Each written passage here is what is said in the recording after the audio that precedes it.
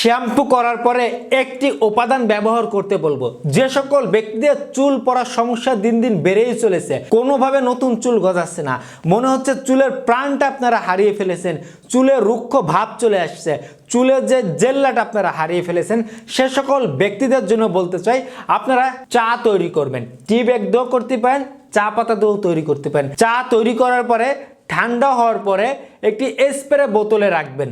আপনারা এখন শ্যাম্পু করবেন।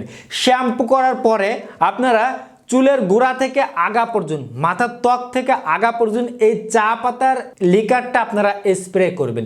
স্প্রে করে 20 থেকে 25 মিনিট রেখে দিবেন। এরপরে আবার পুনরায় পানি দিয়ে ধুয়ে ফেলবেন। কন্ডিশনার ব্যবহার করতে পারেন। এইভাবে আপনারা সপ্তাহে 1 থেকে 2 বার ব্যবহার করুন। ইনশাআল্লাহ চুলের গোড়া মজবুত করতে, চুল পড়া বন্ধ করতে দুর্দান্ত কিছু ফলাফল দিবে। সকলে আমরা ব্যবহার করতে পারি, ছেলে মেয়ে। ধন্যবাদ সবাইকে।